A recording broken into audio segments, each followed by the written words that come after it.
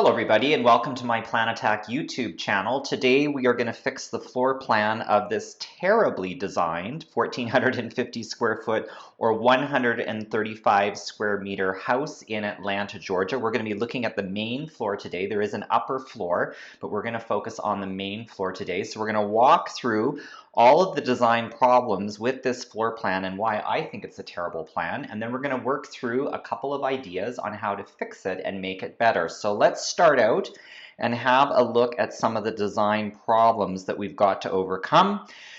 And when you first look at it, I have to say it's a very strange organization. If you just outline the public spaces of the floor plan, it is a kind of an hourglass shape, which really doesn't make any sense. There's a sort of diagonal hall that connects the great room to the kitchen and the dining room, and then we've got the garage on one end and the master bedroom suite on the other end.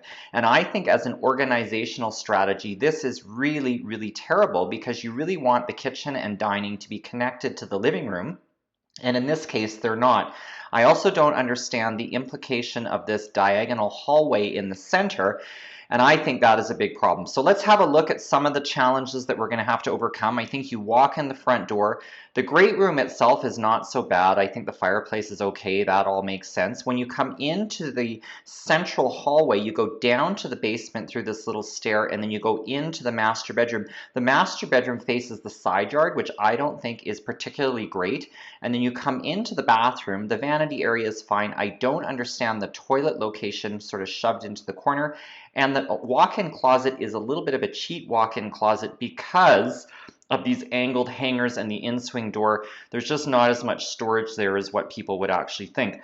The stair location is not so bad. I don't think it's such a huge problem where the stair is located, but I do think having it in the center of the plan will make some challenges as we go forward and try to fix it. Now, the dining room, I think, is a real issue because the table is going to be something like this, and it's really in sort of the middle of the hub of the circulation. When you go upstairs, you kind of cross the table. I also think the relationship of the dining table to the guest bathroom is a real problem. This is one of the most terrible things in the plan, because when you're sitting at the dining table, you're actually going to have a direct view of the guest toilet. There's no privacy. I don't understand why the architect didn't just simply move the door for the guest bathroom to the hallway, like right there. That would have been infinitely better if they'd just done that. I don't understand the logic of having it where it is. Now, the kitchen is actually a fairly good size. I find it to be a little bit tight in the alley. And if we scale it, it's about, well, it's 4 feet, so that is okay. But the reason why it reads a bit tighter is this is the main access into the garage. And every time you come and go from the garage, you are going to have to walk through the alley, the workspace of the kitchen. And I don't think that is a great design. I also think that having the laundry in this alley space is a bit tight. If you look at the door swings, the doors are always going to be open. The washer and dryer there, you have to go through the kitchen to use the laundry, so I don't think that is particularly good either. So we've really got our work cut out for us. I think it's mostly some sort of organizational challenges that we have to overcome. So let's just have a look at what I'm going to suggest off the bat. We're going to do a little bit of demolition. I have cleared everything out, which is really, really nice. When it's all cleared out, the plan actually looks pretty good. I think one of the big challenges with this floor plan is the bedroom location. And I think originally, remember, the master bedroom was located here, and I think that is a problem. I think we need to move that bedroom location. Now, you could move it to the front. The challenge with it being on the front is you're going to then have a hallway as soon as you enter the house to get past the master bedroom, which I don't think is particularly great. So what I'm going to suggest that we do is I'm going to suggest that we move the master bedroom and the ensuite over to this section. And what that does from an organizational strategy point of view is it makes the living, dining, kitchen one big open space. And as you can see, I've changed the stairs so you go up on this side and down on this side. And then we've got one really big space. And I would like to encourage whoever's going to do the renovation to also think about opening it up to the backyard, possibly extending that porch all the way over. And I think from a plan point of view, that just makes a lot of sense organizationally because you enter into the plan into the big front back space, and then the bedroom will be tucked off and to the side. And we can take advantage of the sliding door that was for the dining room to be the new sliding door for the bedroom, and we can probably get a nice window in the ensuite as well. So that is what I am going to suggest organizationally. Now, I've done a little bit of work in advance, and I do want to talk about this because what I have done is created, again, like what you see, is one big living and dining kitchen space. And then over on the side, we have the bedroom and some of the auxiliary spaces. So let's just zoom in and have a look and see what I've actually done here, because I want to just show you what I've done. I've added a closet, so an entry closet, and a linen closet at the end, so it kind of aligns with the front door. So there's kind of this bigger zone here, which would be the entry and the living space, and that's setting up some ideas for the other spaces. Then you come into this small hallway. You can go into the guest bathroom, or you can make a right turn and go into the main master bedroom. And then from there, you go into the ensuite. And I've separated the sink area from the closet and sort of the wet area water closet. And I think that's actually a nice way of doing it. I couldn't figure out how to get the walk-in closet separate from the ensuite because of the size, so this is how I've ended up doing it. Now, interestingly enough, I have relocated the door to the garage, so you still come into this garage area, but look at what I've done. I've made a clear path of circulation to get into the house, so you're not actually having to pass close by the laundry. I've tucked the laundry off to the side, and this also allows you to do the laundry and not have to walk through the kitchen. And I've stacked the washer and dryer, and I have made the counter with a sink and some uppers. We've got actually a little bit more storage. So that is what I've started out with. Now, I do want to talk about the idea of the main space and where we're going to put the kitchen, because that is really the big next plan. I don't think the kitchen really works in the front in this plan because we've already got the fireplace, we've got the relationship to the front porch, so I think it's going to have to go in the middle or the back. And I've kind of traced out kind of two ideas, and we're going to develop one idea today, and then you're going to vote on the second idea at the end of the episode. So one idea I've got is we could have a U-shaped kitchen, you know, with a peninsula, and I think we could put it possibly in the center. I mean, that does actually work when you think about it, because it could fit in the center of the zone. You could have the living room here, you could have a walkthrough, and then the dining room at the back. I think it maybe is a little bit strange in terms of the layout with some of the counters and stuff. So what I'm going to suggest as an idea is if we rotate it, this actually would work quite well in the back area. The kitchen would actually work very well there.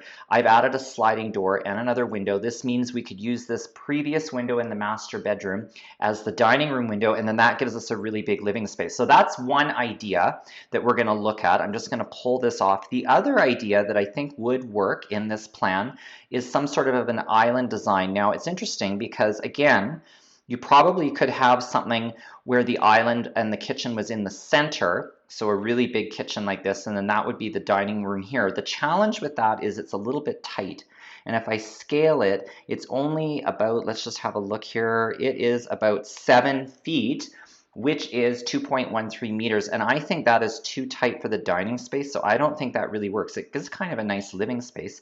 So, but I guess you could take this whole idea and just slide it right down to the end, something like that. And I think that would actually work as well. You could have an island kitchen, an L-shaped back counter, your dining table would fit here, and then you could, of course, have your big living room. So there's kind of two ideas that we can develop. I am going to actually, for the episode today, I am going to develop the idea with the U-shaped kitchen. And it's not that I'm particularly favoring it, I just think it's actually kind of an interesting scheme to talk about. And then at the end of the episode, you guys can vote on which one you think would be the better design. So let's just work with this. I've done, again, a little bit of work in advance, and I have placed the U-shaped kitchen on the end. So I put the fridge, let's just zoom in. Oops, I'll just zoom in a little bit here so we can see it a lot better. I put the fridge on the end, and then a pantry, and then I've got counter that comes around as a U, and I've got the cooktop centered on the back, some upper cabinets here, the sink and the dishwasher here. It's really interesting because this little bit of wall is where the fridge and the pantry would sit. I've got an identically sized sliding door. I matched the one in what was previously the dining room, now the bedroom, over here, and then I've added a window. So it's actually creating a really nice view out to what I'm envisioning as a bigger back porch, which I think is actually really really cool. So that's how I've developed the kitchen. And then we've got a 3-foot counter, and I've just stopped it just against this window because I want to keep this window because it was one of the nicest features of the original design. So now what I want to do is I just want to look at some of the furniture, and I want to experiment with placing the furniture and just see how we can make this all work. So I'm going to start with the bedroom. So I'm going to just take the bed, and I think obviously you don't want the bed as soon as you walk in, so I'm just going to place the bed on the wall that is adjoining the ensuite, and that actually works perfectly. It works so good. I can take the TV and I can just make it on wall mounted opposite the bed, just on this wall by the stairs. And I think that actually is such a great idea, because if you think about the bedroom now, when you walk in, you're going to have this view out towards the terrace on the back through the sliding door, and then there's clear circulation to get into the bathroom and into the walk-in closet. The bed is nicely tucked out of the way. I'd even say there's kind of room in the corner for a chair. So then moving on with the other furniture, I mean, obviously the counter stools will fit right on the edge of the island, which is great. And then the dining room table is actually going to fit really well in the center of the plan, and there isn't really sort of a defined dining space. This is kind of a one of those open plan living dining kitchen spaces, but let's just measure and see how much room I've got. Well, I've got 3'6", which is about 1.06 meters. I think I'm actually just going to move the table down just a little bit more, just to give myself just a bit more room, and I think that actually works really well. You're going to get some nice light. You're going to have a view out towards the terrace and also out towards the front. And now I'm just going to take this living room furniture grouping, and I'm just going to flip it around, and I'm going to put it into the living room here. Oops, I think what I will do is I'm just going to turn it the other way, turn it the other way. Oh, I'm having a struggle doing this here today. There we go, something like this. And I'm going to just take the little side table out. I'm just going to move this over to the side entry here. And then this will be my living room furniture grouping, and it can go something like that so that it's open. This is actually really nice because when you walk in the door, you can walk behind the sofa. The sofas are aligned so that they look at the fireplace. There's probably a television there too. They can also see out towards the front porch, and there's a nice corner chair. It doesn't feel crowded against the dining table. And then my last 2 chairs, of course, are just furniture for the front porch, would also be a nice place to sit. So this is how I am going to change this, what I think is a terrible plan, and make it much better. Of course, I'd love to hear what you guys think about this redesign. This would be option A. I also have option B, which is a different layout altogether with that different kitchen. And I want you to study both plans. There are differences in all the different parts of the plan, including in the bedroom and the back entry area as well. I want you to let me know which plan you think is better for this house, this 1,450 square foot, 135 square meter, 3-bedroom house in Atlanta. Leave a comment, let me know which one you think is better. I'd love to hear from you, or if you would change anything else and make anything different from the way that I've done it.